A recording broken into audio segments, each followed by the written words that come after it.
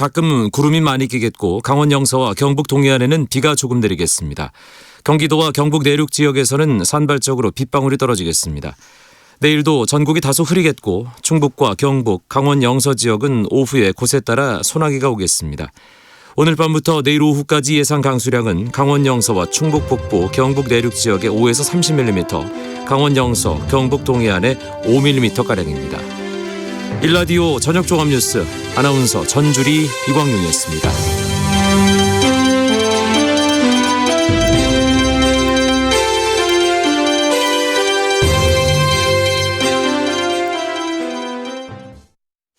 지금 시각 7시 20분입니다. KBS.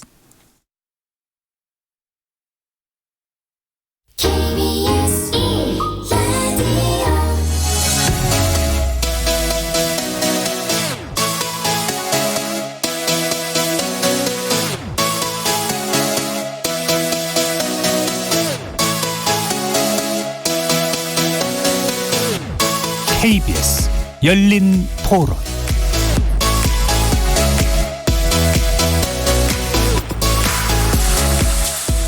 안녕하십니까. KBS 열린 토론 정준희입니다. KBS 열린 토론 매주 목요일은 평소의 찬반 토론 형식을 좀 벗어나 봅니다. 여러 분야의 전문가들을 모시고 특정 이슈에 대한 다각적인 접근법, 시각 등을 교차시켜보는 시간입니다. 이름하여 지적 호기심에 목마른 사람들을 위한 전방위 토크, 줄여서 지목전 토크.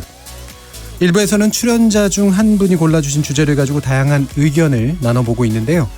오늘의 출연자의 픽은 문화비평가 이태광 교수께서 골라주셨습니다.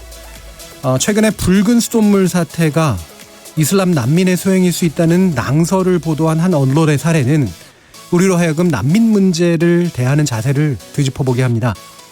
지난해였죠. 500여 명의 예멘 난민들이 제주도에 입국하면서 먼 나라 일로만 생각했던 난민 이슈가 사회적 의제로 부상했습니다. 전쟁의 참화를 겪었던 우리나라는 국제난민협약에 가입돼 있고 아시아권 국가 중에는 처음으로 난민 권리 보장을 명시한 난민법을 제정해 놓았지만 실제 난민 인정률은 세계 평균에 한참 못 미칩니다. 난민 수용 범위를 둘러싼 사회적 논의는 필요하겠지만 난민에게 가해지는 혐오와 허위 정보는 용납될 수 없습니다. 난민 포비아 어디서 시작됐나라는 주제로 함께 고민해봅니다.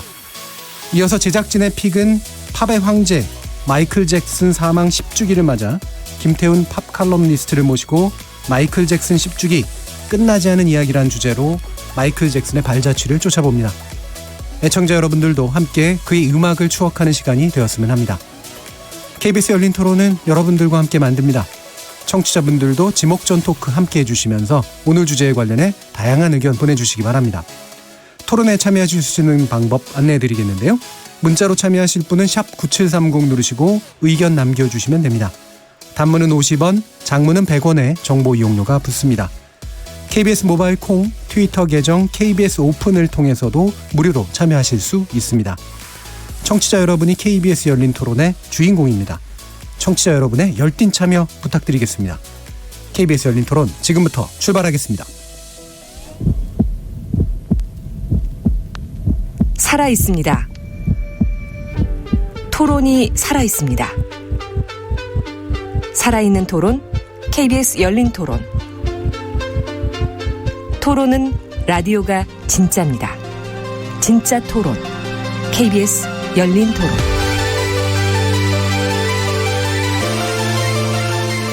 자, 먼저 오늘 함께 해주실 분들 소개하겠습니다. 경제는 좌도 우도 없다. 참 좋은 경제연구소 이인철 소장님 나오셨습니다. 네, 안녕하세요. 이인철입니다. 자, 문화비평가 이태광 경희대 교수 나오셨습니다. 네, 안녕하십니까. 이태광입니다. 나라를 걱정하는 과학자 이종필 건국대 교수 나오셨습니다. 안녕하세요. 이종필입니다. 규정을 거부한다. 한국여성변호사회 손정혜 이사 나오셨습니다. 안녕하세요. 손정혜 변호사입니다. 자, 이렇게 경제 전문가, 법률 전문가, 문화비평가, 그리고 물리학자까지 각기 다른 전공과 개성을 가진 네 분의 출연자와 함께 만들어가는 지적 호기심에 목마른 사람들을 위한 전방위 토크, 줄여서 지목전 토크. 오늘도 호기심과 기대를 한가득 품고 시작해보겠습니다. KBS 1라디오 채널은 유튜브 영상으로도 생중계가 되고 있습니다. 유튜브에 들어가셔서 KBS 1라디오를 검색하시면 지금 바로 저희들이 토론하는 모습 영상으로 보실 수 있습니다. 팟캐스트로도 들으실 수 있고요. 매일 새벽 1시에 재방송도 됩니다. 자, 이렇게 함께할 방법도 안내해드렸고요. 지목전 토크, 출연자의 픽 지금부터 시작하겠습니다. KBS 열린 토론. 우리도 사실 아주 옛날엔 거의 난민처럼 있었잖아요. 베트남처럼 보트피플 그런 거는 아니었지만 저희도 외국에서 살다 와서 안타깝기도 하는데 받아들여야 되는 거는 맞는데 현실에 지금 너무 경제가 안 좋아서 머뭇은해요. 좀 안 좋은 얘기도 많이 나오대요. 그 난민 숫자에 비해서 담당 그 직원이 부자리고 강압적이고 뭐 이런 식으로 원활하게 잘 돌아가지 않지 않느냐 하는 그런 느낌이 들더라고요. 그렇죠. 그러니까 그런 포비아 얘기도 나오고 이러는 것 같아요. 우리 코가 열지 않아요. 어떻게 뭐 뾰족한 방법은 없는 것 같네요.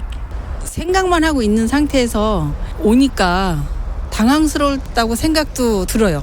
그래서 좀 공포가 있지 않을까 생각드는데. 예, 시민들 이야기 들어보면 당황과 공포 이런 단어들도 종종 등장하고 있는데요. 이태강 교수님, 이 주제를 선정해 주신 이유 좀 말씀 주시죠. 금방 인터뷰에서 확인하셨듯이 한국이 난민 문제라는 것은 지금 갈 길이 굉장히 멀고요. 예. 또 이제 지난 6월 20일이 또 세계 난민의 날이었습니다. 예. 그런데 이제 그와 관련돼서 한국이 과연 여기에 대한 대책을 세우고 있는가라고 고민했을 때 향후 지금 아주 먼 나라 이야기처럼 들렸던 그런 이야기들이 이제 우리의 어떤 목전의 어떤 문제로 다가왔다. 그래서 이 문제를 이제부터 좀 본격적으로 공론화해야 되지 않는가 이런 생각이 들고요.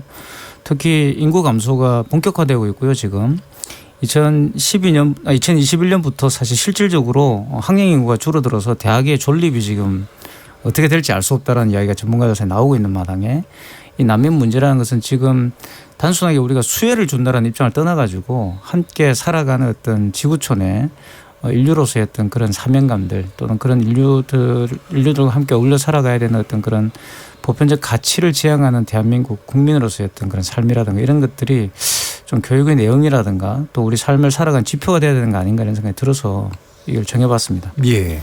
6월 20일이 세계 난민의 날이기도 했고 사실 2017년의 경험도 있었고 그래서 우리가 난민이라고 하는 것이 먼 나라의 문제가 아니라 우리가 당장 부딪히고 전 세계적으로 함께 감당해줘야 될 이제 그런 문제로서 봉착해 있다고 할 때 우리 사회가 성숙하게 어떻게 대응할 것인가라는 문제를 고민하시게 된 것 같습니다. 자, 그러면 이 난민에 대해서 사실은 정확히 모르시는 분들도 일단 많기 때문에 이 난민이라고 하는 것은 어떤 의미를 가지고 있는지 그리고 거기에 대해서 이제 기존의 어떤 대응 방식들 같은 게 어땠는지에 대해서도 좀 더 한번 설명 들어보고 싶네요. 일단 사전적 정의를 제가 찾아보니까요. 이렇게 정의가 돼 있더라고요. 박해나 전쟁, 종교적 박해나 정치적 박해를 말하겠죠. 네. 테러 또는 극도의 빈곤이나 기근, 자연재해 등을 피해서 다른 나라로 망명한 사람들 라고 되어 있습니다. 그 나라에 살지 못하고 그 나라를 떠나게 되었던 사람들이고 자의적인 어떤 그런 의사가 아니라 그런 여러 가지 이제 복잡한 조건이라든가 타의에 의해서 특히 전쟁 같은 경우에 그 나라를 떠날 수밖에 없잖아요. 그죠? 거기 있으면 안 되니까 이제 그런 분들을 이제 난민이라고 이제 부르는 것 같고요. 사실 우리도 멀리 갈 것 없이 6.25가 있었고 우리 한국 전쟁이 있었지 않습니까? 예. 그런 과정들을 생각해 보시면 우리들도 결국은 이제 난민이었던 적이 있었던 거죠. 우리 임시정부가 말하자면 실제로 망명정부죠. 그것도 이제 난민이라고 규정할 수 있는 것이고요. 지금 현재 우리가 가지고 있는 난민의 규정은 뭐 금방 말씀하셨던 2차 세계대전 무렵에 만들어졌지만 이 의정서가 만들어진 건 1967년이라고 이제 알려져 있습니다. 거기에서 이제 난민 의정서가 채택이 되고 이후 이제 아프리카라든가 또는 라틴 아메리카 같은 경우 내전이라든가 이런 게 굉장히 많았기 때문에 그와 관련돼서 이제 확대된 협약들을 만들게 되었죠. 그것이 국제법상의 난민과 관련된 것이고 그래서 기본적으로 이걸 아마 많은 분들이 모르고 있으실 것 같아요. 그러니까 모든 인류라고 부르는 다시 인간은 기본적으로 망명권이라는 게 있습니다. 망명권. 그러니까 이 근대 사회가 들어서면서 사실 이거는 중세 때도 있던 것이에요. 그러니까 물론 뭐 그 자체 내의 어떤 그런 영토 내에서 어떤 특정 지역으로 도망을 가면 이제 잡지 않는 그러다가 이제 과거에는 그게 이제 바다가 되었다. 그게 이제 해적들이었거든요. 이제 그래서 박해를 피해서 도망간 사람들은 잡지 않는다. 더 이상 박해하지 않는다라는 그런 법이 있는 거죠. 그걸 이제 구체적으로 국제법상으로 명문화한 것이 바로 망명권이고요. 그래서 어떤 그런 문제가 있을 경우에는 망명을 갈 권리가 있고 그런 망명을 갈 권리들이 자신의 망명권을 주장하는 것을 보통 일반적으로 어살럼 시커라고 예. 그럽니다. 망명 신청자라고 부르고 사실 한국에 한때 굉장히 잘 팔렸던 베스트셀러가 됐던 나는 파리의 택시 운전사라는 홍세화 선생님의 그 책이 있지 않습니까? 그 홍세화 선생님도 사실 이 망명권을 주장하셔가지고 망명을 했던 것이죠. 그렇죠. 그래서 이제 그런 과정들이 우리나라에 많이 있습니다. 그리고 또 뭐 멀리 갈 것도 없이 최인훈 그 작가가 썼던 광장이라는 예. 거기에도 결국 이 망명과 관련된 이야기들이 나오는 것이고요. 그래서 사실 찾아보면 우리 이 일상 속의 망명이라는 문제 또는 이 난민이라는 문제 많이 들어와 있는데 이게 이제 이 경제적 문제가 얽히게 되면 상당히 이제 이 보수 태도를 취하게 되는 것이죠. 그래서 예. 난민을 계속 우리가 뭔가를 이렇게 보살펴 줘야 되는 그런 분들이라고 생각을 하는 것 자체가 저는 좀 문제가 있다고 생각합니다. 그래서 예멘 난민 문제가 사실 작년에 불거졌을 때는 많은 분들이 왜 난민이 무슨 휴대폰을 쓰느냐. 예. 또는 난민이 옷이 왜 저렇게 옷을 잘 입고 오느냐 뭐 이런 말씀들을 많이 하셨어요. 그런데 사실 그 나라를 떠날 수 있는 그런 정도의 경제적 여유가 되는 분들은 어떤 분들이겠어요. 정말 이제 못 사는 분들은 사실 떠날 수가 없죠. 그렇죠. 네. 예전에 이제 그 미국 같은 경우도 그 루이지애나에서 그 태풍이 그 허리케인이 와가지고 수해가 났을 때 정말 가난한 분들은 그걸 떠나지 못했거든요. 정말 탈출할 수 있는 부분 탈출했는데 사실 어떻게 보면 그 나라에서 가장 중산층에 해당되는 그 나라의 허리에 해당되는 분들이 사실 망명을 오는 겁니다. 예. 그래서 이분들이 오셔가지고 한국 사회에 기여할 것들도 만약에 이제 우리가 망명을 받는다고 한다면 또는 난민을 받는다고 한다면 분명히 있죠. 그리고 그런데 이제 그 공식적인 야당 대표라는 분이 이제 뭐 외국인이 와서 기여한 게 뭐냐 이런 말씀을 하시고 예. 그러면 이런 것들도 결국 이제 상당히 정치인들이 그런 발언을 한다는 것 자체는 만약에 유럽 같았으면 굉장히 큰 문제가 됐을 거예요. 그런데 이제 우리 같은 경우는 그런 발언을 해도 전혀 이제 문제가 되지 않는 뭐 그런 것들 좀 안타까운 생각이 좀 들죠. 예. 일단은 그 본국에 전쟁이나 재난이나 이런 것처럼 긴급한 문제가 생겨서 더 이상 그 자리에 있을 수 없어서 이제 피해서 나와야 되는 사람들 또는 이제 인종이나 종교 뭐 이런 식의 이유들로 인해서 박해를 받을 수밖에 없기 때문에 이제 도망쳐야 되는 사람들 이런 사람들에게 이제 피난처를 제공한다라고 하는 게 이제 난민을 인정한다라는 그런 의미가 될 것 같은데요. 지금 이제 우리한테 우리 사회에서 이제 이 문제가 좀 현실로 이제 다가왔던 게 사실은 이제 2015년에 유럽에서 대규모 이제 난민 사태가 났었을 때는 이제 멀리 보다가 이제 여기까지 오리라고 생각은 못했던 거죠. 예, 사실 중산층이라고 표현하셨는데 실제로 이제 문제가 되면 인접국으로 이제 급히 피난하는 경우가 이제 일반적이지만 어느 정도 더 멀리 이제 가시는 분들도 있는 건데 그게 이제 우리나라 이제 제주도에 도착한 사람들이 이제 약 500여 명 예멘인들이 있었던 상태고 그때부터 이제 좀 더 논의가 시작된 것 같습니다. 여기서 이 법적인 문제를 좀 검토를 해봐야 될 것 같은데요. 손정혜 변호사께서 이 부분 잘 알고 계신 거로 알고 있는데 이 난민 인정 과정이라고 하는 게 쉽지 않잖아요. 사실은 난민에 대한 문제는 변호사들은 익숙하게 보는 것이 법정에 가면 예. 외국인이 통역사와 법정에 자주 나와 계세요. 다 난민 심사하고 재판부에 그 불복 절차를 하려고 계시는 분들이거든요. 이게 요즘 좀 늘었다라는 거죠. 저희가 난민에 대한 법이 2014년도에 이제 제정이 되면서 심사 기준 이런 것들 사실조사 절차, 불복 절차들이 다 이 법규 안에 들어와 있습니다. 예. 그런 절차로 이제 난민 심사 과정을 겪는데 결국은 이제 이런 심사를 하고 조사하는 사람들의 그 직원이 어떻게 사실조사를 하고 이것이 본국에서 어떤 진지한 박해를 받아서 어떤 목적으로 여기 들어왔는지에 대해서 이제 인터뷰를 하게 되죠. 그리고 네. 그에 대한 근거를 가져오라고 하고 이걸 심사해서 이제 하는데 문제는 이게 조금 좀 형식적이고 충분한 조사가 이루어지지 않고 단기간에 빨리 끝내야 되는 문제가 있는 거죠. 심사하는 직원이 많지 않기 때문에요. 이거는 제주도 난민 사태에도 똑같이 발생한 문제이긴 한데 현재 우리 그 제주도에 이제 난민 신청을 했던 예민인들이 그럼 몇 명이나 난민으로 인정을 받았을까? 예. 한 484명 가운데 단 2사람만 난민이 인정이 됐고요. 나머지 분들은 412명 정도 되는 분은 인도적 체류 허가를 받아서 지금 체류 허가만 받은 상태이고 나머지 50여 명은 지금 이의 신청한 뒤에 지금 제주도에 있는 상황이거든요. 상대적으로 난민법에 따라서 난민으로 인정되는 숫자는 많지 않습니다. 예. 통계상으로 하더라도 저희가 그 인구 대비 난민 수용률이 2017년 기준에 139위라는 거죠. 그리고 현재 난민 인정률이 OECD 평균이 24.8%인데 우리나라 같은 경우는 한 3.7% 2018년 기준으로요. 그러니까 아직 난민 신청이 늘어났다. 난민법에 의해서 많이 늘어났다고는 하지만 심사 대기 인원이 뭐 10,000명까지다라고 얘기하지만 난민으로 인정되는 숫자는 극히 비율상 드물다. 예. 예, 그렇게 보시면 될 것 같고요. 그거는 절차가 까다롭고 입증이 어렵기 때문이에요. 사실 본국에서 정치적, 뭐 종교적, 뭐 경제적, 전쟁 여러 가지로 박해받는 부분을 입증하는 게 이렇게 녹록하진 않습니다. 그렇죠. 알려진 인권운동가 이런 분들은 상대적으로 쉬운데 경제적인 이유로 박해받았다. 라는 것처럼 입증이 쉬운 건 없거든요. 그런 면에 있어서 그래서 더 인정받기 어려운 측면이 있지 않을까라는 생각도 들고요. 그래서 입증이 곤란하면 인도적 체류 허가로 갑니다. 난민과 인도적 체류 허가의 차이점은 사회보장제도, 그러니까 뭐 보험, 우리 의료보험이나 이런 혜택을 받을 수 있는지 여부인데 보통은 불안정한 1년마다 갱신해야 되는 체류 허가를 받아서 체류 허가를 받고 있는 상황이라고 보시면 되겠습니다. 예. 그 인정받은 두 사람이 제가 알기로는 언론인 출신으로 알고 있어요.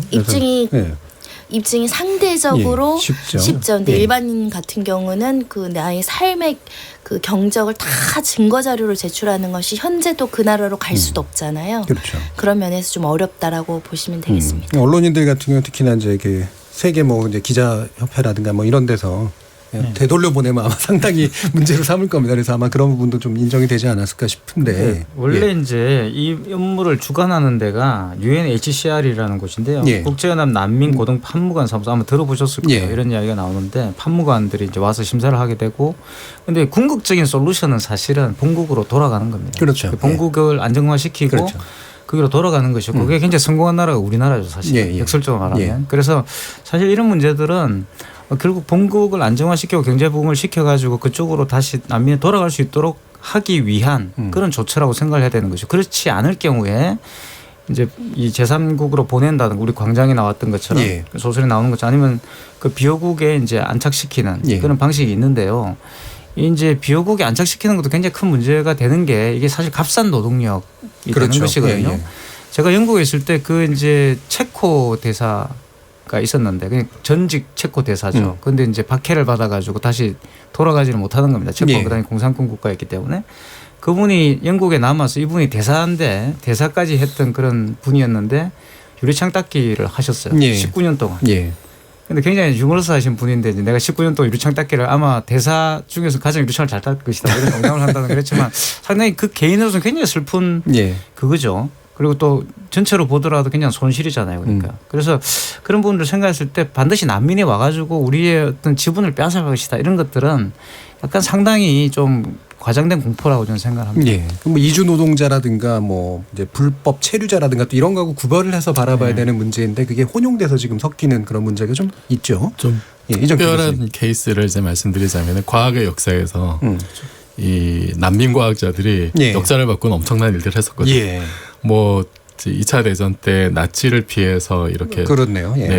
히틀러가 33년에 집권한 다음에 이제 유대인들 다 쫓아내는 이런 정책들을 펴서 독일에서 굉장히 많은 뛰어난 과학자들이 여기저기 이제 뿔뿔이 흩어지고 다수는 미국으로 가고 미국은 그 고급 인력들 받아들여 가지고 불과 뭐 몇 년 몇십 년 만에 완전히 이제 그 과학의 추가 미국으로 기울어져 버렸죠. 그렇죠. 그게 이제 역사를 바꾸게 되었고 뭐 대표적으로 아인슈타인. 뭐 대표적인 난민 과학자죠. 히틀러 집권하자마자 미련 없이 그냥 떠나버립니다, 바로. 뭐 또 이제 그 유명한 사람 중에 이탈리아의 엘리코 페르미라고 있어요. 이분이 이탈리아 사람인데 이탈리아에도 이제 독재 정권이 들어서서 그 페르미는 자기는 유태인이 아닌데 와이프가 유태인 계열이었어요. 그래서 아 이거 와이프 때문에 큰일 나겠다 싶어가지고 근데 이제 딱히 도망갈 방법은 없고 근데 이분이 38년에 노벨상을 받아요. 노벨 물리학상을. 그래서 상 받으러 간다고 하고 와이프랑 단촐하게 나갔다가 상금 들고 바로 도망가요. 미국으로. 미국 가서도 이제 상금은 이렇게 현금으로 보관해가지고 마룻바닥에 깔아놓고 살았대요. 어쨌든 남의 나라잖아요. 리노미네이션 같은 거. 그리고 뭐 이제 또 그 엘리코 페르미가 일본 분들 잘 모를 텐데 우리 그 인공적으로 핵 핵분열을 처음 성공시킨 예. 원자로를 처음 만드신 분이에요. 그리고 이제 비슷한 시기에 이제 여성분으로 리제 마이트너라는 분도 핵분열 과정을 성공적으로 설명하신 분인데 이분도 독일에서 이제 연구 생활하다가 나치에 피해서 이렇게 네덜란드로 이제 도망갔는데 그것도 완전히 영화 같은 이야기가 있어요. 예, 예. 뭐 이제 뭐 친구 동료가 이렇게 어머니 다이아몬드를 건네주고 뭐 정말 그런 역경을 딛고 그 과학자들은 그때 이제 또 다들 이제 또 실력도 좋은 분들이어서 예. 이제 가는 곳마다 좀 이렇게 뭐 환영을 받기도 하고 미국 같은 경우에는 그런 사람들 모아가지고 맨해튼 프로젝트로 예. 한국이도 만들고 했었고 뭐 약간 좀 극단적인 뭐 사례라고 할 수 있습니다만 그 난민이 이게 그냥 어느 특정 지역 뭐 그냥 뭐 못 사는 사람 뭐 이런 문제가 아니었다는 거예요. 역사적으로 봤을 때. 예. 그래서 그 사람들을 어떻게 포용하느냐가 또 역사를 바꿨던 이런 좀 사례도 좀 살펴봤으면 좋겠어요. 예. 뭐 프랑크푸르트 학파나 뭐 이런 사람들도 사실 사실 이게 경계하고도 좀 관련이 있는 것 같아요. 예. 그러니까 이제 유럽도 그렇고 미국도 사실은 청교도인들이 종교의자를 찾아서 유럽을 떠나서 이주했고 그렇죠. 원주민을 내쫓고 거기서 정착해 성공한 사례고. 내쫓은 걸 얘기하시니까 좀 그렇긴 합니다. 아니 뭐 어쨌든 뭐 레저베이션이라는 보호구역으로 내몰고 이제 그렇죠. 차지했으니까 예. 이제 그럼에도 불구하고 지금 보면 사실은 트럼프 대통령 들어나고서는 이민, 난민, 이주 이걸 전부 다 이제 좀 배척하는 예. 그런 정책을 펴고 있는데 그럼에도 불구하고 우리가 1991년 난민 협약에 가입을 하고도 지금 거의 30년 가까이 됐는데 국제의 어떤 수용률의 뭐 절반 이하도 아닌 10분의 1, 8분의 1 정도 수준에 머무르고 있다는 거. 그리고 지난해 제주 MN이 입국했을 때 당시에 리얼미터가 이 TBS의 의뢰로 조사를 해봤어요. 예. 설문조사를 해봤더니 19세 이상 유권자 500명을 대상으로 설문조사를 했더니 53.4%가 수용 반대였어요. 예. 찬성이 37%, 표본 오차가 95%, 신뢰 수준 플러스 마이너스 4.4%포인트인데 당시에 광화문 광장에 모인 반대, 수용 반대가 압도적으로 많았거든요. 예. 물론 앞서서 인터뷰 이제 말미에 머리로는 이성적으로는 수용을 한다라고 하면서도 현실적으로 보면 이 사람들이 들어오면 내 일자리가 줄어드는 게 아니야? 보안 문제는 어떡하지? 뭐 언론에서 앞서서 굉장히 이제 그 가짜 뉴스까지 팽배할 정도로 나오고 있고 여기에다가 내 세금으로 저 사람들한테 지급을 한단 말이야? 뭐 건강보험이든 이런 것부터 시작을 해서 정착금을 지급하는 데 대한 어떤 것들이 굉장히 좀 뭐라 그래야 되나. 과거에 우리도 분명히 난민이 있었던 시절이 있지만 굉장히 현실적으로 다가오면 경제적인 것과 맞물리게 되면 굉장히 배척하는 심리가 굉장히 강하다. 예. 그런데 대다수의 언론의 이런 보도 행태를 보면 10중 8구는 굉장히 좀 이게 우리도 국제적 어떤 롤에 맞게끔 수용적으로 가야 된다는 건 맞아요. 근데 한두 개 정도의 언론들은 예.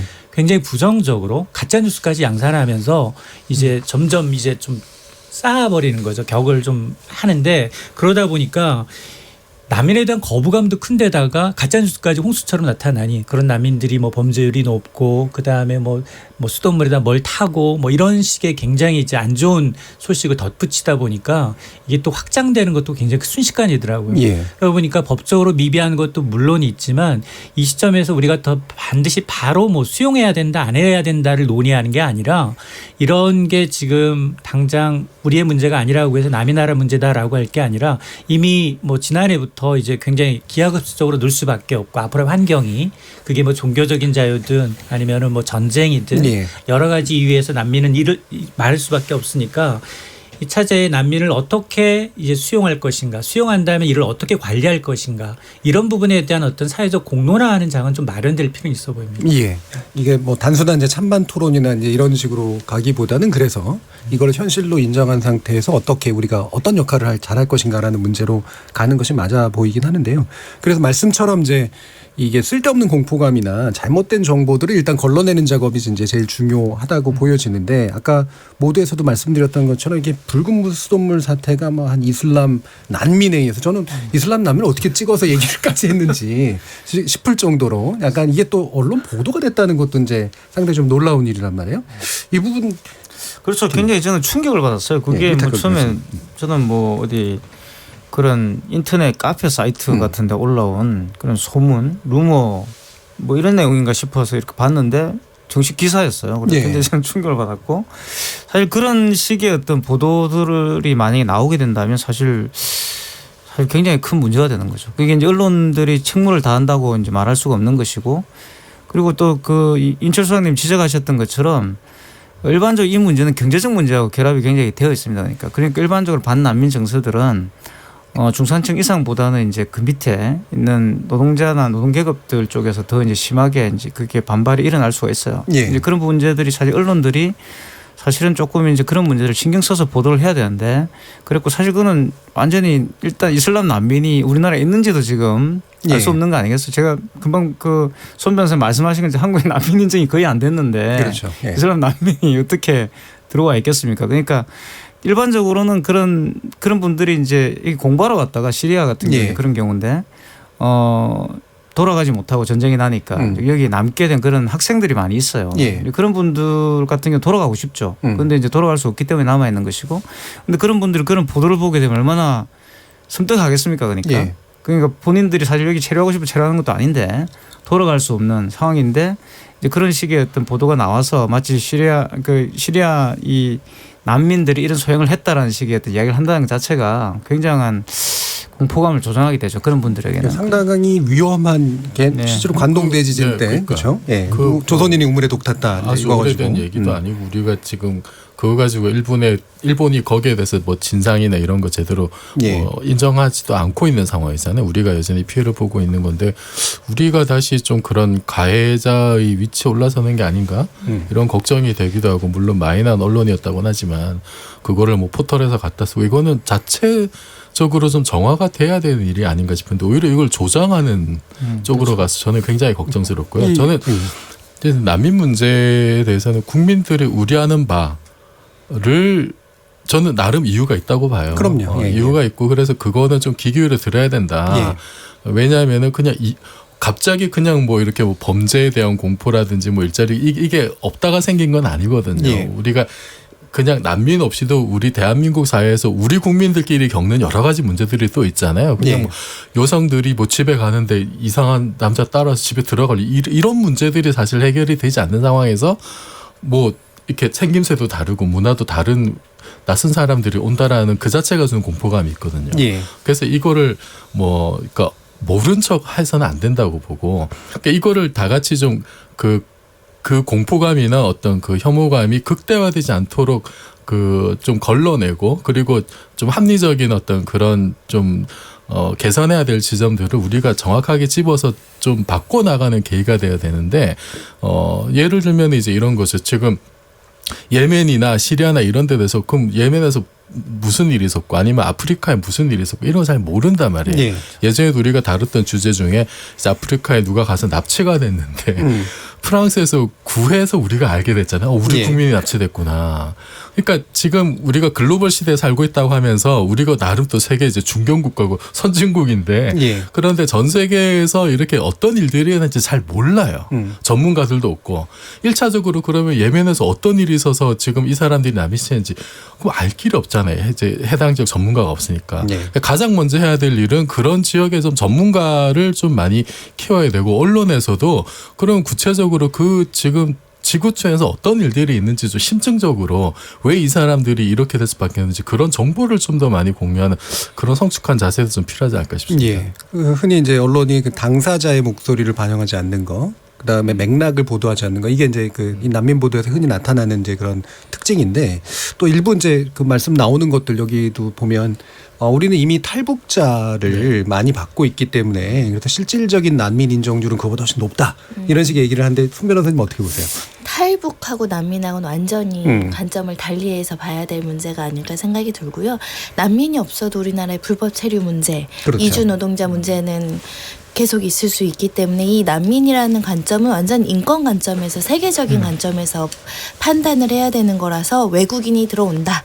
우리 자국민이 아니라 북한 사람들이 들어온다. 그것까지 수용해서 평가해야 된다라고 하기에는 오히려 우리나라의 지금 분단된 현실을 고착화시켜서 통계로 잡아야 되니까 우리 국민에게는 좋지 않은 통계 방식이 될 수 있다는 것이고요. 난민에 대한 문제는 약간 차별과 혐오가 겹쳐서 요번에 커진 것 같아요. 왜냐면은 통계상으로 현재는 카자흐스탄하고 러시아 분들이 제일 많이 난민 신청을 하거든요. 근데 지금 이슬람 국가에서 이렇게 대거 들어오니까 이슬람에 대한 어떤 테러, 이슬람에 대한 어떤 성적인 인권 감수성에 대한 굉장한 우려, 그게 성범죄에 대한 치안 문제로 여성들이 받아들이더라고요. 그 여성과 남성의 또 굉장히 차별적인 문화, 이것들이 같이 되면서 인종에 대한 차별이 섞여서 난민에 대해서 반대를 하더라고요. 만약에 예를 들면 미국이나 캐나다에서 어떤 사태가 발생해서 캐나다인이 미국인 난민을 인정한다라고 했을 때 이런 혐오나 가짜뉴스가 확산되지 않았을 걸로 보이는데 결국은 이건 인종차별, 종교차별 문제랑 합쳐진 사람에 대한 차별 문제로 저는 익히더라고요. 근데 그게 굉장히 진지했어요. 그리고 그게 아주 근거 없다라고 생각하지도 않아요. 특히 여성들이 아이를 키우는 입장에서 이슬람 국가들이 아이 여성에 대한 관점이 어떻다더라, 성범죄에 대해서는 치안이 어떻다더라, 이런 거에 대한 진지한 우려가 있더라고요. 이거를 계속 국가에서는 언론에서는 다루기가 굉장히 예민하죠. 그리고 그 사람들을 난민으로 받아서 더불어 살아갔을 때 그걸 어떻게 조화롭게 할 수 있는지에 대한 걸 다루지를 못하고 있는 것 같아요. 여기서는 가짜 뉴스다 해가지고 엄청난 우려가 나오는데 여기서는 인권 관점이나 여러 가지 관점에서 다루기, 왜냐하면 다른 나라의 어떤 사회 문화적 현상이나 종교적 현상 우리가 평가하고 분석해서 뭐라고 해야 돼요? 간섭해야 되는 거죠. 그런 부분에 대한 좀 문제도 있는 것 같습니다. 되게 현실적으로 좀 결론적으로 이제 원론적 이야기밖에 할 수 없는 그런 문제일 수도 있지만 금방 이제 그 두 분이 말씀하신 것처럼 이런 실체가 없다고 말할 수는 없다는 겁니다. 그런 반감이나 그런 어떤 불안이나 그런 공포들은 사실 실체는 있죠. 그런데 이제 그걸 어떻게 푸느냐가 저는 국가의 몫이고 또 우리가 이제 고민해야 하는 문제라는 생각이 드는데 사실은 이제 유럽 같은 나라도 그러면 이런 난민과 관련된 그런 뭐 이미 경험들이 있고 그와 관련된 법들도 있지만 그럼에도 불구하고 굉장히 많은 차별과 혐오가 있거든요.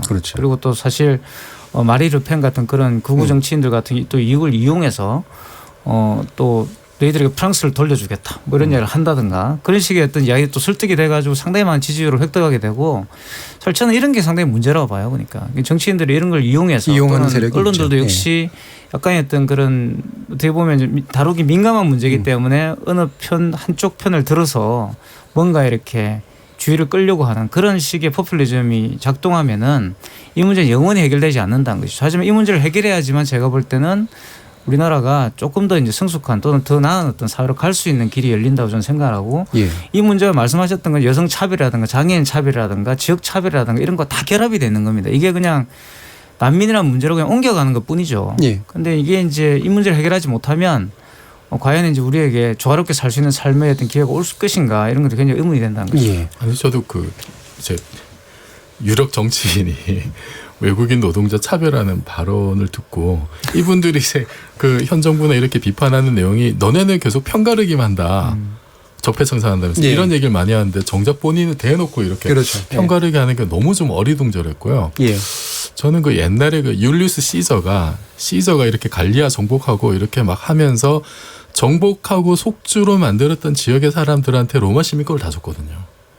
저는 그 카이사르의 그런 포용, 그 로마 전체의 어떤 개방성과 포용력이 결국 그 큰 제국을 이끌어 나왔던 원동력이 아닌가. 저는 이제는 좀 우리나라가 그런 면에서 좀 생각해야 된다. 적어도 예를 5천만 인구면은 5천 명이면 1%거든요. 최소한 그 정도는 우리가 좀 포용력을 베풀 때도 되지 않았나 하는 생각이 좀 가지고 있습니다. 제가 이 논문 관련해서 논문도 한번 읽어봤는데 이 난민 문제에 대해서 흔히 사용되는 게 이제 치안이라는 관점이 이제 많이 사용이 되는데 이 치안이 봉쇄를 통해서 얻을 수 있다라는 환상이 작동을 한다는 거예요. 근데 사실은 우리가 봉쇄라는 건 현실적으로 불가능한 것임에도 불구하고 더 많이 닫아두면 뭔가 안전해질 것 같은 그런 것들을 어떻게 설득하고 이제 해명할 것인가라는 문제 이런 게 되게 중요한 것 같습니다. 뭐 어려운 문제이긴 합니다만 앞으로 우리가 좀 합리적이고 현실적으로 이 문제를 다룰 수 있는 방안들을 좀 사회가 고민해 나가야 될 것 같습니다. 그럼 전반부 토론은 대략 이 정도에서 마무리 짓고요. 그럼 지금까지 토크가 진행되는 동안 청취자분들께서 보내주신 의견 몇 가지 한번 들어보겠습니다. 정의진 문자 캐스터. 네, 안녕하십니까. 문자캐스터 정의진입니다. 난민 포비아 어디서 시작됐나란 주제로 청취자 여러분이 보내주신 문자 소개해드리겠습니다. 먼저 콩 아이디 6716님. 일부 보수 언론의 보도 태도나 내용이 국제화 시대를 살아가는 현 세상과 너무 동떨어진 집단 이기주의와 냉전 이데올로기 시대의 사고를 벗어나지 못한 안타까운 일입니다. 난민과 관련한 후진적 보도 형태, 변화가 필요해 보입니다. 콩 아이디 김수형님. 자기와 다름을 틀린 것으로 인식하며 차별을 당연시하는 보수화되어가는 사회는 스스로 불행한 역사를 만듭니다. 이미 역사가 알려주고 있습니다. 유튜브로 의견 주신 사일렌트 아웃사이더 청취자분. 난민 관련한 제도 보완도 시급합니다. 난민 담당 공무원 숫자가 적은 것도 문제지만 전문적이지 못한 것도 정말 큰 문제입니다. 더불어 외국인 노동자의 경제적 기여도를 보면 우리나라 GDP에 1조 이상 기여했다고 합니다. 제주도에 온 예멘 중에도 분명히 고급 인력이 있는데 그걸 활용 못하는 것도 안타깝게 생각됩니다. 콩 아이디 5952님. 난민, 특히 이슬람 난민을 수용한 나라 중 해당 국민들과 이슬람 난민이 조화롭게 평화롭게 살아가는 나라 하나만 말해보라 그러면 아무도 대답 못할 거라고 봅니다. 그거 하나만 봐도 답이 되지 않을까요? 콩 아이디 세윤이님. 난민의 범위를 너무 좁게 생각하시는 거 아닌가 싶네요. 북한 동포들도 난민입니다. 그렇다면 한국은 난민 수용 이미 많이 하고 있다고 봅니다.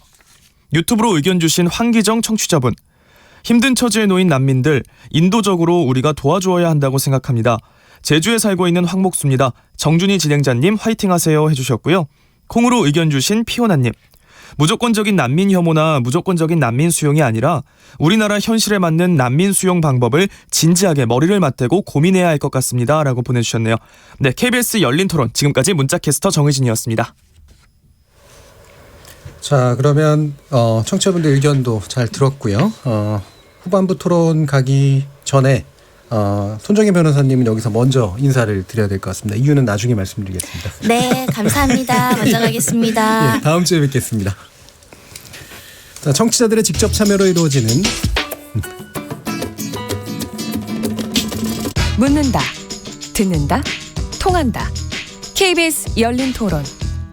듣고 계신 청취자 여러분 감사드립니다. 들으면서 답답한 부분은 없으신가요? 궁금한 점은요? 그렇다면 함께 토론에 참여하시죠. 유료 문자 샵 9730을 이용하시면 됩니다.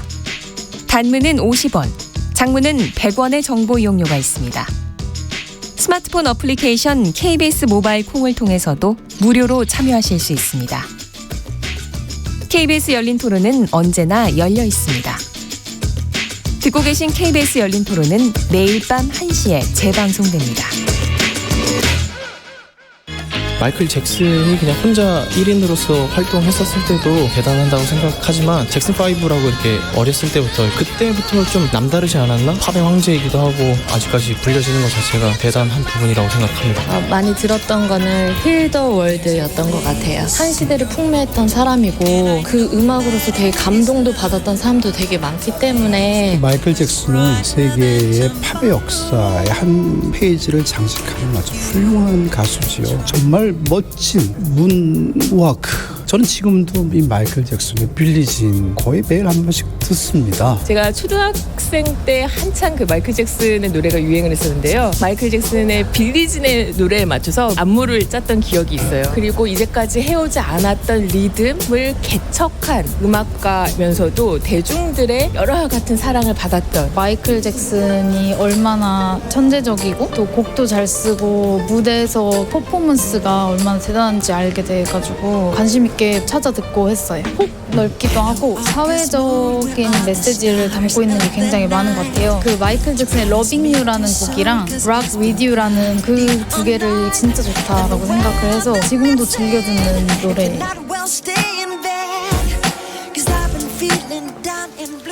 자, 두 번째 지목전 토크 시작해 보겠습니다. 지적 호기심에 목마른 사람들을 위한 전방위 토크. 두 번째 주제는 마이클 잭슨 10주기 끝나지 않은 이야기입니다. 참 좋은 경제연구소 이인철 소장, 문화비평가 이택광 경희대 교수, 물리학자이신 이종필 건국대 상어교양대 교수, 그리고 오늘의 특별 초대 손님이신 김태훈 팝 칼럼니스트를 모시고 새롭게 지목전 토크 시작해 보겠습니다. 자, 마이클 잭슨 10주기 벌써 10년인가 싶기도 한데요. 팝의 황제라고 불렀죠. 여러분들도 아마 다 좋아하셨던 이제 그런 분이 아닐까 싶은데 어떻게 기억하고 계시는지 한번 간단히 먼저 얘기를 한번 시작해 볼까요? 이정필 교수님부터 얘기 들어보죠. 저는 빌리진. 초등학교에서 이제 갑자기 중학교 어떻게 넘어갈 때 빌리진이 이제 나왔었는데 예. 처음 느낀 뭐였냐면은 너무 퇴폐적이다. 어린 마음에. 예. 제가 그때부터 나라 걱정했었거든요. 세상 이렇게 가면 안 된다. 아니, 위대하신 전두환 대통령 각하께서 대망의 80년대 열자고 이러시는데 왜 이런 퇴폐적인 음악이 유행할까? 이게 그 안무를 보면 이제 골반이 굉장히 자유롭게 움직이면서 상체와 하체가 따로 놀잖아요. 네. 그리고 노래 가사도 보면은 와 이거는 뭐 저기 출생의 비밀에다가 친자 확인 이런 내용이잖아요. 노래 가사까지 다 빌리지 겁더셨군요. 예. 그래서 이게 어떻게 이런 노래가 그랬는데 이 마음속 깊은 곳에서 그냥 본능적으로 어떤 느낌이 있었냐면은 겉으로는 퇴폐적인데 마음속 깊은 곳에서 너무 멋있다. 거부할 수 없는 이런 게 너무 멋있다. 그리고 이게 그때까지 제가 가지고 있던 흑인에 대한 어떤 편견. 와 흑형들이 정말 멋있구나. 저는 그 편견을 깬 게 빌리지네요. 그래서 저는 아직도 이게 최고의 노래라고. 참고로 흑형이라는 단어는 그냥 이게 큰 의미를 담고 쓰신 건 아니라고 생각하고요. 예. 이태광 교수님. 뭐 비슷한데요. 저는 중학교 때 빌리진을 들었던 것 같은데 83년도에 나왔으니까 그때 아마 고등학교 진학할 무렵이었던 것 같아요. 그때 이제 듣고 이제 이선희 씨의 그 당시 제 얘기라는 노래가 막 한참 하고 옛날에 이런 노래가 굉장히 히트를 칠 때였는데 그 노래와 함께 저에게는 영혼의 양식이죠. 마이클 잭슨이. 근데 이제 저도 비슷했습니다. 처음 들었을 때 정말 좀 충격을 받았어요. 예. 그 전까지 듣던 그런 노래가 아니었고 도대체 이걸 어떻게 받아들여야 될까? 사실 지금 이제 우리가 듣고 있는 그런 팝이라고 부를 수 있는 모든 요소를 다 담고 있는 곡이었고 그래서 상당히 저는 그때 좀 이 노래를 듣고 너무 좋았어요, 사실은. 그리고 또 이제 한 가지는 그 이제 춤, 문워크죠. 예. 그 흉내를 안 내본 그 춤들이 없었을 거예요. 그러니까 발에 가시밭. 다음을 해보고 이제 뭐 대학을 가니까 한참 또 그걸 하더라고요. 그러니까 사람들이. 그래서 아마 그런 붐을 전 세계적으로 불러일으킨 사람이 마이클 잭슨이 아닌가 싶고 그때부터 이 사람은 킹 오브 팝으로 불렸고 역시 또 이제 이정필 교수님 말씀하신 것처럼 이게 이제 미국 내에서 본다면 흑인 문화를 완전히 바꾸는 흑인 문화를 주류로 올려놓은 또 대표적인 어떤 그런 가수였다고 말할 수 있죠. 그러다 보니까 그 흑인 청소년들이 나와가지고 그런 그 뮤직비디오가 있어요. 마이클 잭슨을 부르면서 킹 오브 팝이라고 이제 그 계속 부르면서 이제 하는 이렇게 모양을 만들어주는 그런 뮤직비디오가 있는데 그런 것들도 사실 마이클 잭슨이 나왔기 때문에 가능했다고 말을 할 수가 있죠. 사실 논란의 중심에 서 있었으면서도 동시에 또 새로운 세계를 만들어갔던 그런 사람이 아닌가 싶습니다. 예. 이정필, 이철 소장님. 제 마음속에는 두 명의 마이클이 있습니다. 그러니까 마이클 조던과 마이클 잭슨은 그러니까 미국의 어떤 경제를 스포츠, 문화, 예술이 이제 거의 부가가치를 창출한다라고 할 때 제가 아마 1995년도였던 것 같은데 그때 이제 잠시 미국에 기회가 있었는데 당시에 이제 마이클 조던은 아버지가 이제 총격으로 사망하고 이제 잠깐 이제 야구로 외도했다가 돌아오는 애였어요. 근데 그 당시 미국 경기가 굉장히 침체의 길로 있었거든요. 근데 I'll be back 하면서 다시 코트로 돌아옵니다. 예. 그러면서 미국의 경기가 살아나요. 정말로 살아나요. 예. 정말로 그 조단이 신고 있는 신발을 사기 위해서 정말로 이제 슬럼가 애들까지도 정말 조단 운동화 주세요. 이럴 정도였거든요. 근데 그 당시에 제가 봤던 그 뮤직비디오는 뭐였냐면 이런 뭐 빌리지나 비릿과 같은 스릴러에 나오는 뮤직비디오가 아니라 마이클 조단하고 마이클 잭슨이 마이클 조단 한쪽 손으로 이제 농구공 튀기고 서로 이제 뺏놓고 이런 거를 봤어요. 그걸 보면서 야 백인 천하의 저 미국에서 두 명이 미국을 좌지우지하고 있구나. 그러면서 음악도 사실 센세이션을 하잖아요. 정말 아까 연체동물 같잖아요. 이게 다리는 다리대로 움직이고 목은 목대로 움직이고 뒤로 가는데 그냥 이게 미끄러지듯 가잖아요. 그러니까 우리 시대에는 저 춤을 할 수 있는 애, 할 수 없는 애로 나눴어요. 인기 있는 애가. 그렇죠. 그 정도로 굉장히 뭐 음악사에 아마 나는 지금 많이 살아 있어도 피터팬처럼 이 사람은 죽지 않고 그냥 영원히 그 동영상 속에 그 뮤직비디오 속에 그 모습으로 남아있을 것 같은 강한 느낌을 갖습니다. 예. 이 세 분의 얼굴에 생기가 도는 모습이 이제 느껴지는데요. 오늘 김태훈 평론가님께서 사실 다른 일정도 있으셨는데 오늘 이 자리에 오시기로 결정한 이유가 마이클 잭슨에 대한 너무나도 깊은 사랑 때문이라고 들었습니다. 근데 뭐 그 사랑이 저만 특별한 건 아닌 것 같고요. 예. 아마도 이 80년대의 소년기를 보낸 사람들이라면 전 세계적으로 이 마이클 잭슨의 영향권 하에 있다 이렇게 이야기할 수 있을 겁니다. 그러니까 어떤 한 시대의 이제 상징어 같은 것들이 있잖아요. 예. 제가 대학 생활을 했던 90년대의 대중문화의 상징어라고 하면 뭐 왕가이 감독 그리고 무라카미 하루키 이런 어떤 영화와 이제 문학 쪽에서의 인물들이 있었다라고 생각을 한다면 청소년기를 보낸 80년대에는 마이클 잭슨 한 명으로서 거의 모든 청소년들이 타협이 됐던 것 같아요. 모여들었던 것 같고. 예. 사실 음악을 듣는 사람들 입장에서는 그 청소년기엔 두 부류로 나눠집니다. 록 음악을 듣는 사람과 예. 기타 음악을 듣는 사람. 여기서 기타 음악은 뭐 기타 등등. 그렇죠. 기타 등등의 음악을 예. 듣는 사람으로 나눠지게 되는데 80년대 마이클 잭슨의 등장은 그 경계선을 완전히 허물어버린. 그러니까 앞서서 이제 킹 오브 팝이라는 이야기를 하셨는데 한 일설에 의하면 이 표현을 이제 엘리자베스 테일러가 어떤 그 TV 쇼에서 이제 마이클 잭슨을 소개할 때 처음 사용을 했고 그게 일반화됐다라고 하는 건데 정말 그 킹 오브 팝이라는 용어에 맞는 전 세계적으로 어떤 하나의 현상이자 시대의 동요였죠. 예. 그래서 그 인터뷰하신 내용 중에 마이클 잭슨의 등장은 혁명가도 같은 일이다라고 이제 표현을 하셨는데 뭐 다 이해할 만한 이제 내용이긴 합니다만 어떤 점에서 구체적으로 혁명이다라고 말씀하실 수 있을까요? 그러니까 마이클 잭슨이 일종의 기점이 된 아티스트예요. 그러니까 예. 그 이전 시대와 이후 시대를 그 완전히 그 나눌 수 있는 하나의 기점에서 그 영향력을 행사했다는 것만으로 이제 혁명적이라고 볼 수 있는 거죠. 뭐 여러 가지 이야기를 할 수 있겠습니다만 단적인 예로 이런 그 문화사들의 그 문화가들의 어떤 연구가들의 주장이 있습니다. 그러니까 미국에서 최초의 흑인 대통령인 버락 오바마가 탄생할 수 있었던 것은 80년대와 90년대 그러니까 마이클 잭슨의 음악을 듣고 오프라 윈프리의 토크쇼를 보았던 10대의 백인 소년 소녀들이 이후에 투표권을 가졌을 때 예. 흑인 대통령 후보에게 아무런 인종적 차별이나 편견 없이 투표할 수 있었다. 그러니까 결국 그들이 10대 시절에 대중문화의 아이콘, 그것도 흑인 아이콘에게 열광한 뒤에 그들이 정치적인 어떤 선택을 할 때도 피부색을 논하지 않고 그들의 어떤 말하자면 정치적 역량이라든지 그들의 어떤 이야기를 통해서 투표할 수 있도록 만들어준. 그래서 사실 버락 오바마를 만든 두 명의 인물을 이야기할 때 마이클 잭슨과 오프라 윈프리를 이야기합니다. 예. 정치적으로도 상당히 큰 족적을 만들 수 있게 했던 이제 그런 문화적 혁명들이 가능했던 시기였던 것 같은데요. 이게 방금 그 말씀이 나와서 제가 짧게 이특강 교수님께 여쭤보고 싶은 게 이 마이클 잭슨이 근데 보면은 이제 막 얼굴을 표백한다라는 그렇죠. 소문이라부터 이제 흑인에 대한 컴플렉스가 있다라는 소리들이 있었잖아요. 어떻게 보세요? 그게 이제 오프라 윈프리 쇼에 나와서 본인이 고백을 했죠. 예. 이제 백반증이 있다고 했고요. 피부가 이제 하얗게 변하는 예. 그러니까 흑인인데 이제 피부가 하얗게 변하는 그 병이 있었던 거죠. 그래서 이제 그 몸에 있는 그 색소가 이제 사라지는 병이었고, 그리고 이제 그러다 보니까 전체적으로 이제 얼굴을 계속 이제 고칠 수밖에 없었다라는 것이 지금 그 일단 본인이 이야기한 내용입니다. 근데 이제 사실 저는 만약에 마이클 잭슨 흑인이 아니었다고 한다면 그 문제가 그렇게 크게 계속 가십으로 이렇게 오르내렸을 거라고 생각하지는 않아요. 네. 특히 그 BBC 다큐멘터리가 있는데 이 직접적으로 마이클 잭슨 집에 방문해서, 왜냐하면 마이클 잭슨이 그 당시 굉장히 이제 그 소아성애로 이제 기소당해서 굉장히 어려운 시절을 보낼 때였는데 거기에 가서 이제 취재하면서 굉장히 악의적인 어떤 그런 인터뷰를 한 게 있습니다. 그러니까 그런 내용들을 보더라도 마이클 잭슨은 계속 그런 어떻게 보면 백인 중심주의적인 문화 내에서 공격을 받던 사람이었고, 그게 또 이 사람 같은 경우는 어린 시절부터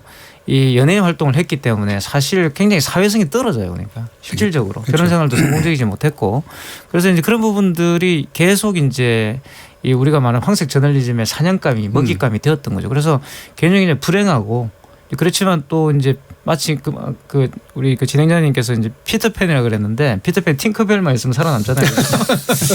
팅커벨의 힘으로 살아갔던 사람이 아닌가 싶어요. 그러니까. 예, 이 마이클 잭슨이 그래서 우리 평론가님께서 얘기해 주실 때 굉장히 혁명의 어떤 가능성을 보여줬던 사람이지만 사실은 또 주류 사회에 의해서 끊임없이 뭔가 이렇게 배척됐던 측면도 있었던 것 같습니다. 그럴 수밖에 없는 게요. 60년대에 이제 최고의 흑인 스타라고 하는 이제 지미 핸드릭스 같은 경우 사실은 병원에 옮겨졌을 때 이분이 이제 말하자면 약물과 이제 술에 취해서 누운 상태에서 이제 토하면서 자기 토사물에 이제 질식사한 그런 어떤 그 이야기가 전해지는데 병원에 이송이 될 때까지 살아 있었다는 거죠. 근데 한 루머에 의하면 백인 의사들이 이 실려온 환자가 흑인 기타리스트인 지미 헨드릭스, 백인 소녀들과 소년들이 열광하는 인물이라는 걸 알고 나서 사실은 응급조치를 하지 않았다. 뭐 이런 루머들이 있었어요.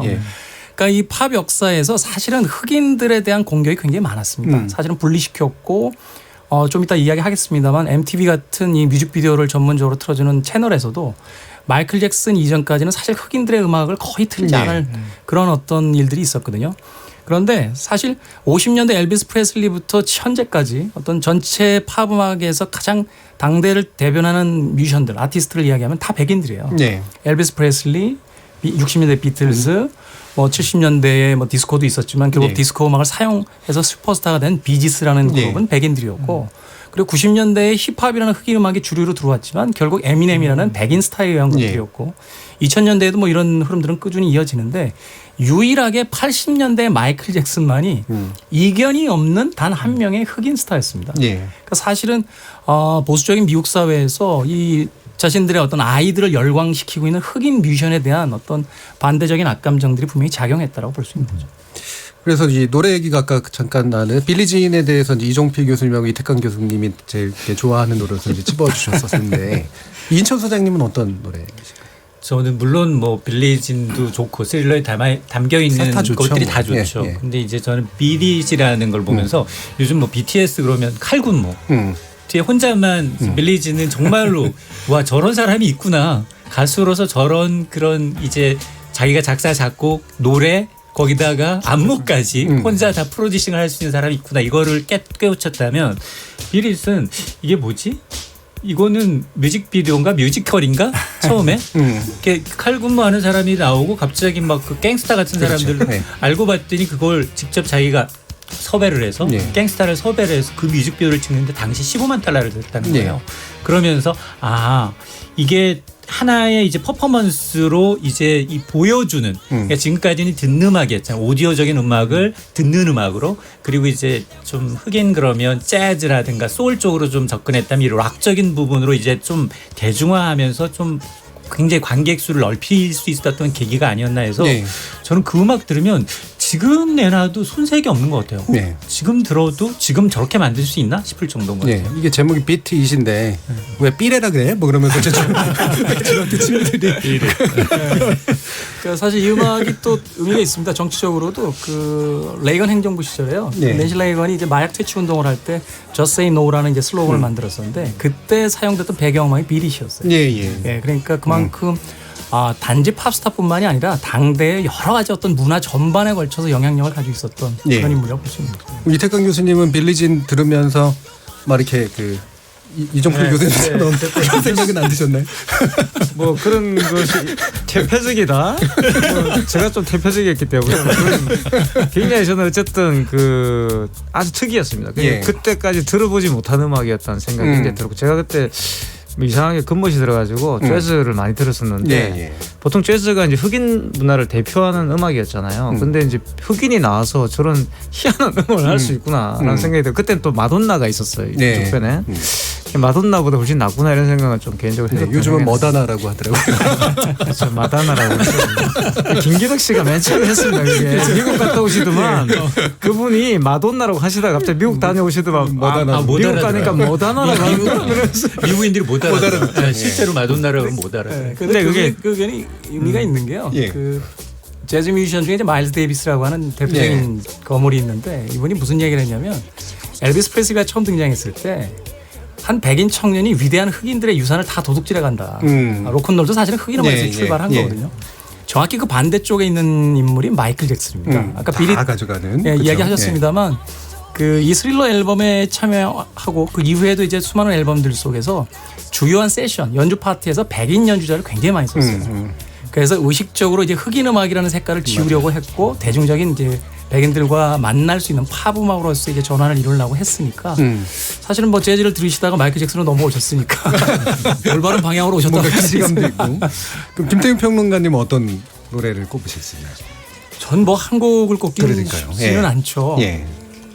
아마 오늘 이 곡을 소개할 기회가 있을지 모르겠는데 저는 그게 사후에 발매되던 미발표 트랙들 중에서 Love Never Felt So Good이라는 음악이에요. 그러니까 어떤 느낌이냐면 세상의 어떤 오해와 편견 속에서 죽어간 아티스트인데 그의 사후에 들려지는 음악으로서 이렇게 아이러니한 음악이 있을 수 있을까. 그래서 사실은 이 음악을 들을 때마다 참 여러 가지 생각을 하게 됩니다. 왜 또 이 자리에 오늘 제가 사실 이 시간에 방송을 안 하거든요. 예. 어디서 술 먹고 있을 시간에 마이클 잭슨을 한다고 해서 나오게 된 이유가 뭐 첫 번째는 이제 직업적인 것도 있습니다만 예. 두 번째로는 저 역시 사실 생각해보면 그게 생전에 그 비난조의 글들을 좀 썼던 기억이 있어요. 그러니까 사실은 그런 어떤 원죄라고 해야 될까요? 예. 그리고 거기에 대한 어떤 뭐 약간의 좀 미안한 감정들 그런 것들을 좀 털 수 있는 기회가 있으면 좋겠다는 생각을 했었는데 오늘 이 자리에서 좀 뭐 100분의 1이라도 좀 털 수 있으면 예. 예, 털었으면 좋겠다는 생각으로 나왔습니다. 사실 저 같은 경우도 이제 한때 미 문화제국주의를 척결해야 된다는 그런 입장에서 마음은 움직이고 있는데 머리로 이제 막았던 이제 이런 기억이 음악을 오음결만 사실은 저는 마이클 잭슨이 우리나라에 공연 왔을 때 티켓을 얻어서 갔는데 중간에 성적이를 들고 춤추는 걸 보고 제가 뛰쳐나왔어요. 지금 너무 후회가 돼요. 왜 그러셨어요? 아니 근데 인형으로 움직였던 거죠. 태극 문양이 있는 콜라 광고를 찍었는데 그리고서 이제 이렇게 세상을 떠가지고 그게 너무 아쉬움으로 남기도 하고 그랬었습니다. 아니 저는 그 마이클 잭슨이 이제 그러니까 비릿 나오고 한 게 이제 83년 그러면서 패러다임을 바꿨다고 하던 게 이제 보여주는 음악 뭐 이제 비주얼 댄스 이런 걸로 이제 완전히 세상을 열었다고 하는데 그때 이제 우리 한국에서는 불렀던 노래가 뭐 아대한민국 뭐 아니면 이제 조용필의 노래들을 쫙 들었던 시기잖아요. 그러다가 한국에서 댄스 음악이 나온 게 제 기억에 그냥 뭐 이제 김한선, 박남정, 뭐 소방차 이러다가 우리나라에서 분기점은 역시 92년에 서태지와 아이들인 것 같아요. 그러면 거의 이제 9년 정도 걸렸잖아요. 근데 그 시기가 또 보면 우리나라가 어쨌든 87년 거치고 이제 민주화되면서 또 완전히 사회 분위기가 바뀌었던 굉장히 개방적이고 좀 그런 분위기하고 맞물리지 않았나 싶어요. 그리고 사실은 그 서태지와 아이들이었던 그 댄스 음악의 시대가 지금까지 사실은 뭐 쭉 오는 거니까 어떻게 보면은 이게 우리가 뭐 여러 가지 저변도 필요했겠습니다만 좀 더 이 시대를 더 빨리 맞을 수도 있지 않았을까. 이제 마이클 잭슨이 한 10년 앞서갔으니까 그런 생각도 들면서 지금 이제 내일 모레 이제 트럼프가 방한은 되는데 마이클 잭슨이 살아 계셨으면 같이 와가지고 뭐 이제 DMZ 같이 가서 공연이라 했으면 얼마나 좋아. 그런 생각이 문득 들었어요. 나이가 근데 꽤 되시잖아요. 아니 그래도 요즘 세상에 뭐 이제 나이 58년 개 뛰더라고요. 우리나라에서 동갑이신 분이 조영기 씨, 김용국 씨가 한 살 어리십니다. 아니 뭐 옛날처럼 뭐 댄스는 못 한다더라도 이렇게 뭐 힐더 월이라든지 뭐 이제 이런 뭐 해서 뭐 그렇죠. 얼마나 좀 그런 아쉬움이 좀 남게. 이게 팝의 황제, 뭐 팝의 천재 이렇게 부를 수밖에 없는 이유가 저도 이렇게 마이클 잭슨 사후에 한 2년 뒤인가요? 그 런던에서 마이클 잭슨은 추념하는 그 뮤지컬을 이제 만들어서 했는데 저희 가서 봤어요. 미안한 마음에 또 가서 봤는데 그 배우들이 계속 교체되면서 나오는데 얼굴 되는 배우는 노래가 안 되고 노래 되는 배우는 춤이 안 되고 춤이 되는 배우는 얼굴이 안 되고 이런 게 있더라고요. 그래서 야 이걸 하나로 모아놓는 게 정말 어렵구나 이런 생각을 했는데 우리 김태평 평론가님 보시기에 이런 뭔가 이렇게 완벽하게 갖춰진 이런 한 인물로서의 마이클 잭슨. 그 마이클 잭슨이 이제 초기 성공을 거둘 때 솔로 앨범을 통해서 그 유명한 이제 프로듀서가 있었죠. 퀸시 존스라고 하는 원래 이제 재즈를 했던 아티스트로 알려져 있는데 퀸시 존스가 인터뷰에서 사실 그는 내가 별로 필요하지 않았다라는 이야기를 했어요. 그러니까 작곡과 프로듀싱뿐만이 아니라 뭐 노래, 춤 뭐 이런 것들에 있어서 그 단연 탁월했던 천재죠. 사실 그의 사후에 뭐 로컬론 명예전당 같은 곳에 자신의 이름을 올리기도 했습니다만 그 무용수들의 그 명예전당에도 마이클 잭슨이 대중가수로서는 그 처음이자 아마 거의 최초이자 지금 아마 유일한 거로 알고 있는데 올라 있습니다. 그리고 그가 그 빌리진이라는 노래에 맞춰서 그 모타운 25주년 창립 기념식장에서 이제 춤을 추는 장면을 보고 나서 그 미국 춤의 어떤 전설이라고 하는 프레드 아스테어 같은 인물이 전화를 했다는 거예요. 그래서 당신 춤을 보고 감동을 받았다라는 이야기를 했을 정도니까 뭐 프로듀싱의 최고라고 하는 퀸시 존스의 극찬 그리고 무용협회에 올라 있는 명예전당 프레드 아스테어의 뭐 전화 그리고 뭐 가수로서나 뮤지션으로서의 어떤 능력은 이미 대중을 통해서 증명이 된 거니까 과연 그 이후에 이런 음악적 천재가 나올 수 있을 것이냐에 대해서는 사실은 거의 희박하다라고 이야기할 수 있는 거죠. 예. 저 궁금한 게 있어요. 예.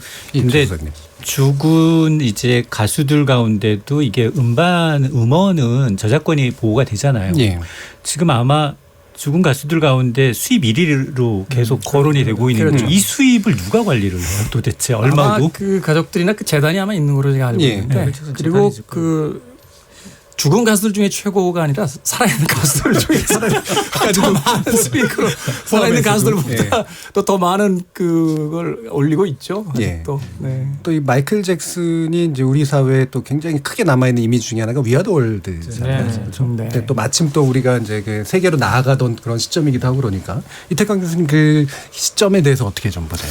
그렇죠. 그러니까 말씀하셨던 것처럼 한국이 이제 권위주의적인 어떤 정부 시절을 마감하고 이제 이른바 그 당시에 외쳤던 구호가 세계화 뭐 이런 거였는데 그때 이제 우리가 이제 일부에서 논의했던 그런 난민 문제 이런 것들이 또 한참 또 문제가 되었을 때입니다. 거기에 이제 마이클 잭슨이 이 어떻게 보면 이제 이 구호 이제 사업을 한 것이죠. 구호 사업했죠. 자기 나름대로 이제 물론 이제 뭐 웸블리에서 있었던 우리가 전에 논의했던 그 퀸 같은 경우도 있지만. 그 라이브 에이드 같은 게 있었죠. 근데 이제 그것을 또 이어받아 가지고 이제 하게 되고 결국 그런 것은 이제 앨범의 어떤 그런 퀄리티보다 과연 그 사람이 어떤 사람을 불러다가 이제 그걸 할 수 있느냐가 대단히 중요한 것 같아요. 마이클 잭슨의 어떤 위력을 보여주는 거죠. 단순하게 그 메시지보다도 마이클 잭슨이 그런 사람을 모아서 그런 굉장히 어떤 공공선을 위한 일에 기여할 수 있었다라는 자체가 대단히 중요한 것 같고 그래서 그 노래가 또 한국 굉장히 히트를 쳤습니다. 그러니까. 그래서 뭐 전부 다 부르고 다니고 심지어 뭐 광고도 나오고 그렇죠. 패러디도 나오고 이럴 정도였으니까 대단했다는 생각이 들고요. 그리고 그 이후로부터 마이클 잭슨이 구체적으로 그런 사회적인 문제에 대해 발언하기 시작했던 것 같아요. 사실 그 진행자 선생님은 이제 뛰쳐나갔다고 그랬지만 사실 그 뮤직비디오에 보시면 한국이 나오거든요. 굉장히 많이 나옵니다. 마이클 잭슨이 그 당시에 한국 문제에 굉장히 관심을 많이 가졌고 그래서 김대중 전 대통령이 이제 그 당선되었을 때도 이제 축하를 했고 또 그 후보 시절에도 또 인터뷰도 하고 TV로 뭐 이런 것들도 굉장히 많이 했어요. 그 6월 25일 날 사망을 했으니까 그 다음 날인가요? 아마 김대중 전 대통령께서 그 추모의 메시지가 있으셨어요. 근데 그 추모의 메시지에도 한국의 이 통일 문제에 관심이 많았던 그런 인물의 어떤 죽음에 대해서 그 상과 위로를 전한다 그런 이야기를 하셨으니까 뭐 그만큼 우리나라의 어떤 역사에도 굉장히 중요한 역할을 했던 그런 비빔밥을 세계화시켰죠. 그 김태훈 평론가님 그 북계 김정은 위원장도 이 마이클 잭슨 좋아했다고 그런 얘기를 하잖아요.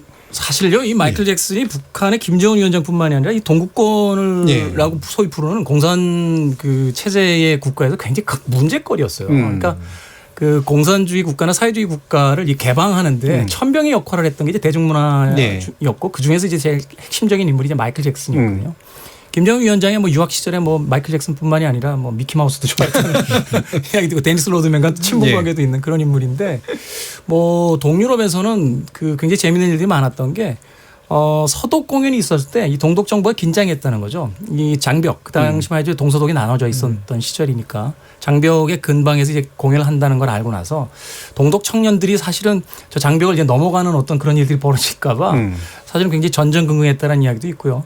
루마니아인가에서 그 공연을 했을 때는 그 공연이 끝난 뒤에 일주일쯤 뒤에 이제 대통령 선거가 있었는데 투표율이 떨어졌답니다. 공연 후유증이 와가지고 사람들이 정치에 별로 관심이 없어져서 뭐 그런 일화도 있고 또 각국을 순회하면서 그 공연을 할 때 그 지역의 국가 원수가 반드시 만나고자 했던 아티스트였어요. 그렇죠. 그래서 사실은 대부분의 그 국가의 그 지도자들이 마이클 잭슨의 영향력을 인식하고 있었고 자신들의 어떤 정치적인 목적을 위해서도 만나고자 했던 그만큼 엄청난 영향력을 가졌던 인물이라고 볼 수 있죠. 지금 뭐 여러 가지 어려운 사실은 화려해 보이지만 굉장히 어려운 삶을 살았고 최근에도 추모의 열기는 또 있지만 거기에 대해서 약간 이제 그 비토적인 어떤 분위기랄까 이런 것도 함께 공존하는 그런 분위기긴 한데요. 이종필 교수님이 보시기에 이런 추모 열기 계속해서 지속되고 있는 이런 건 어떤 의미가 있다고 보세요? 지금 그 뭐 우리나라 이제 BTS가 잘 나가고 있긴 합니다만 역시 마이클 잭슨을 대신할 만한 그런 위대한 아티스트가 사실 없잖아요. 옛날에 비해서 모든 게 뭐 발전을 했습니다만 그 마이클 잭슨이 할 때만 이제 뮤직비디오 처음 나오고 지금 같은 SNS도 없을 때인데 그런 때에도 그 사실 굉장한 세계적인 영향을 미쳤고 지금 아무리 장비가 졌다고 하더라도 말씀하신 대로 혼자서 모든 걸 다 하는 그런 완전히 다빈치 저리 가라 할 정도의 그런 다재다능함을 가지고 있었던 그런 어떤 위대한 인물에 대한 그리움 이제 없으면은 더 크게 느껴지잖아요. 그렇죠. 좀 만약에 이 시대에 이제 저 마이클 잭슨 같은 위대한 인물이 한 번 더 있었으면 하는 그런 좀 아쉬움 뭐 이런 게 좀 여전히 남아 있는 거 아닌가 싶어요. 예. 그러면 또 잠시 또 청취자들 의견을 한번 또 들어보고 싶어요. 추모하시는 분들도 있을 것 같고 정의진 문자캐스터 연결하겠습니다. 네, 문자캐스터 정의진입니다. 마이클 잭슨 10주기 끝나지 않은 이야기에 대해 청취자 여러분이 보내주신 문자 소개해드리겠습니다. 먼저 콩 아이디 9100님. 전 누가 뭐라 해도 벤을 꼽습니다. 그 시절 아주 정겨운 음악이었습니다. 콩 아이디 호우시절님. 역시 이 주제에 맞게 김태훈님을 초대하셨군요. 굿이네요. 지금 우리 곁에는 BTS 같은 훌륭한 아티스트들이 있지만 80년대 90년대에는 마이클 잭슨, 웸, 퀸, 셀린 디온, 보이스 투 맨 등 정말 음악적으로 행복했던 시절이었습니다. 유튜브로 의견 주신 사일런트 아웃사이더 청취자분. 김태훈 평론가님 제 취향과 비슷하시군요. 콩 아이디 KYR님. 마이클 잭슨은 정말 천재입니다. 노래, 춤, 작곡, 프로듀싱까지 대단한 인물이죠. 그가 그렇게 빨리 떠난 게 많이 아쉽습니다. 위아더 월드 들으면서 와 마이클 잭슨이니까 저런 기라성 같은 사람들을 모조리 모을 수 있었겠지라고 생각했습니다. KBS 열린토론 지금까지 문자캐스터 정의진이었습니다. 이제 마무리할 시간이 거의 다 돼서 아쉽긴 합니다만 우리 김태훈 평론가님이 이 마이클 잭슨을 이제 다시 떠올리시면서 하고 싶으신 말씀 어떤 겁니까? 우리는 그 사람이 어떤 비극적 최후를 맞이하게 되면 그 사람의 어떤 죽음에 대한 궁금증을 굉장히 뭐라고 할까요? 노골적으로 드러내고 그것을 흥미거리로 이제 전락시키는 경우가 많죠. 예전에요. 그 브루스리라고 하는 이소룡이라는 인물이 죽었을 때 그게 아내가 했던 이야기가 있어요. 사람들은 그게 죽음에 대해 궁금해하지만 나는 그가 어떻게 살았는지를 말해주고 싶다라고 하는 건데 마이클 잭슨에게 있어서 사실은 그 부분이 더 중요한 부분이 되지 않을까 하는 생각이 듭니다. 그리고 아까 BTS 얘기 잠깐 하셔서 좀 희망적인 이야기로 끝내고 싶은데 BTS 지금 정말 전 세계적으로 열광적인 분위기거든요. 앞서서 그 마이클 잭슨에 의해서 20년, 30년 후에 바로 그 버락 오바마라는 미국의 흑인 첫 대통령이 나왔다라고 하는데 이 BTS에 열광했던 그 서양 문화권의 소년 소녀들이 이제 투표권을 갖고 사회의 어떤 주축이 됐을 때 아마도 아시아인 그것도 이제 한국에 대한 어떤 이미지에 대한 부분들이 분명히 달라지는 걸 느끼게 될 거예요. 그것을 바로 처음으로 증명했던 게 마이클 잭슨이니까 마이클 잭슨의 춤의 열기 속에서 우리나라의 BTS도 응원을 해주시면 좋을 것 같습니다. 예. 자 그러면 오늘은 이제 특별히 우리 김태훈 팝칼럼님께서 추천해 주신 곡으로 좀 마무리 지을까 하는데 어떤 곡 추천해 주시려고 하세요? 네, 그게 사후에 공개된 앞서 소개를 해드렸었는데요. 음반 중에서 담겨 있는 곡입니다. Love Never Felt So Good이라는 음악인데 오늘 특별히요. 그 스튜디오 버전이 아니라 그러니까 데모 버전이라고 하죠. 그 공개되기 전에 말하자면 이제 테스트용으로 만든 어쿠스틱한 분위기의 음악인데 이 음악을 통해서 한번 마이클 잭슨이 사운드가 별로 없는 상태 속에서도 노래를 얼마나 잘하는 가수인지 한번 느껴보시길 바라겠습니다. 알겠습니다. 예, 오늘은 이 네 분의 지목전 어벤져스 그리고 특별 게스트 김태훈 팝칼럼니스트까지 5분의 전문가와 함께 했습니다. 모두 수고해 주셨고요. 참여해 주신 시민 농객 청취자 여러분들께도 모두 감사드립니다. 저는 내일 저녁 7시 20분 다시 찾아뵙겠습니다. 지금까지 KBS 열린 토론 정준이었습니다. Baby, love never felt so good. And I